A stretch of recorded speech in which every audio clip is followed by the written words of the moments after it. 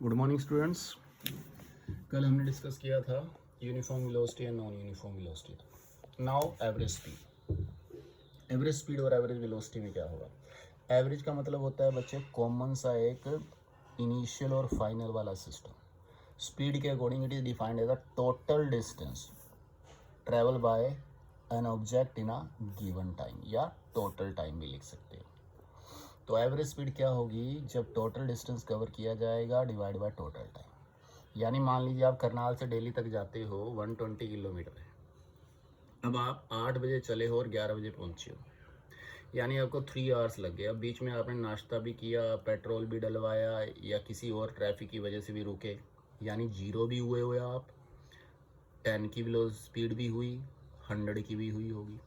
On an average अगर निकाला जाए तो ये देखा जाता है कि टोटल कितना चले और टोटल टाइम कितना लिया। तो जैसे 120 चले, 3 आवर्स लिए, तो 40 kilometre per hour average speed है। इसी तरह एवरेज वेलोसिटी, स्पीड और वेलोसिटी में आपको फर्क पहले ही बताया हुआ है। क्या होता है एवरेज वेलोसिटी के अंदर? इसके अंदर इनिशियल और फाइनल का थोड़ा सिस्टम अलग से देख सकते हैं।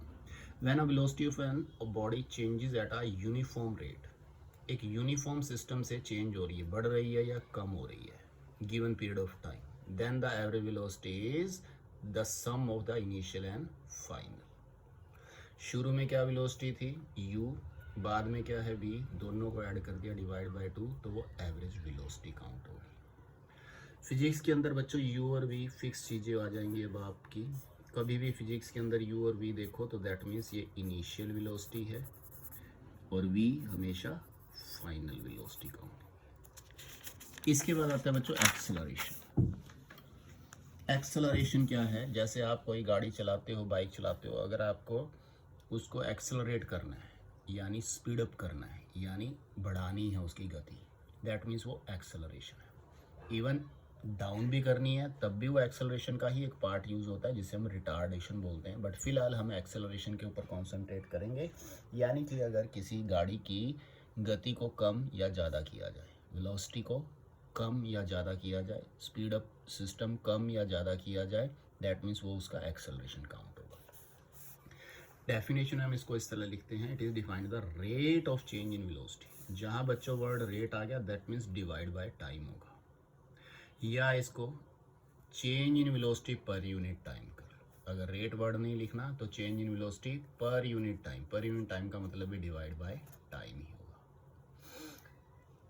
The rate of change in velocity भी यानी डिवाइड बाय टाइम ही है।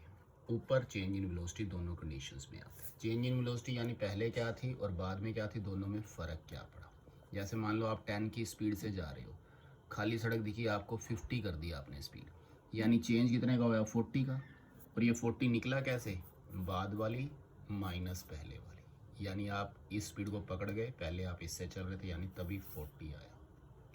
तो चेंज इन वेलोसिटी और कितने टाइम में आपने 10 से 50 किया, वो डिवाइड बाय टाइम। ठीक है बच्चों। अब एक्सेलरेशन के लिए डेरिवेशन होती है, एक्सप्रेशन होती है कि इसको फॉर्मुलाइज कैसे किया जाए। तो डेरिवेशन में क्या लिख सकते हैं? Let us consider an object moving initially with velocity u।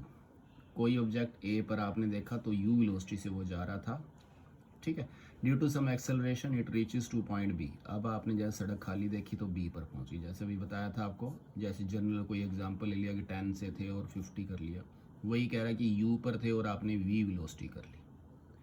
कैसे हुई? एक्सेलरेशन दिया आपने, स्पीड अप किया।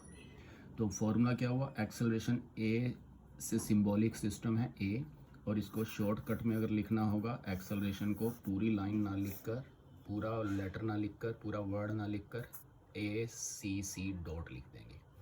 सिंबल है इसका a। तो formula change in velocity by time. तो चेंज बाद में v है, पहले u है, तो v minus you by T. ये है एक्सप्रेशन एक्सेलरेशन। तो अभी जैसे बताया था कि नेगेटिव भी होता है, तो टाइप क्या होती हैं? 2 टाइप होती हैं एक्सेलरेशन की, positive acceleration and negative acceleration, जिसे हम रिटार्डेशन भी बोलते हैं। जैसे 30 से 50 की वेलोसिटी हुई है, दैट मीन्स कम से ज़्यादा हुआ है, तो नेचुरल पॉजिटिव आएगा, क्योंकि 50 v बाद में लिखा जाएगा, पहले लिखा जाएगा 50 माइनस 30 डिवाइड बाई टी। तो 50 माइनस 30 डिवाइड बाई टी क्या आएगा? 4 मीटर पर सेकेंड स्क्वायर। ये प्लस का आया, इसका मतलब ये एक्सेलरेशन है यानी बढ़ाई गई है।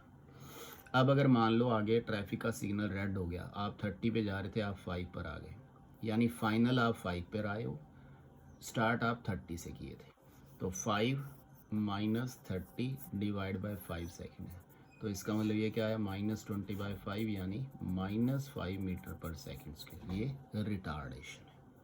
यहाँ एग्जाम्पल दूसरा लेकर भी समझाया गया, जैसे आपको ठीक लगे वैसे आप कर सकते हैं। क्लियर है बच्चों, कोई डाउट है?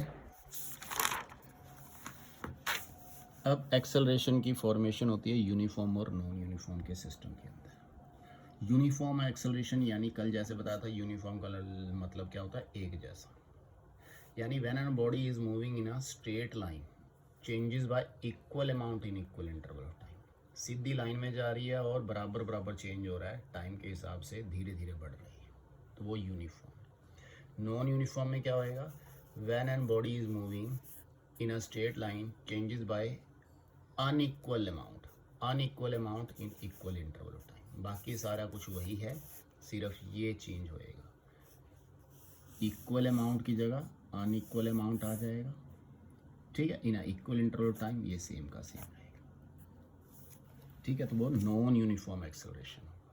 यानी जब आप स्पीड दे देकर झटके देकर, जैसे लड़के लोग चलाते हैं, एकदम स्पीड बढ़ा दी एकदम कम कर दी, वो है नॉन यूनिफॉर्म एक्सेलरेशन। और जैसे आपके पेरेंट्स चलाते हैं स्मूथ सी, बढ़ाना भी है तो धीरे धीरे बढ़ाते हैं, तो वो है यूनिफॉर्म एक्सेलरेशन, ठीक है। तो कल आप ये सब हाँ यहाँ तक करके आएंगे, लर्न भी होना चाहिए और कॉपीज़ भी अब बच्चों कंप्लीट रखना।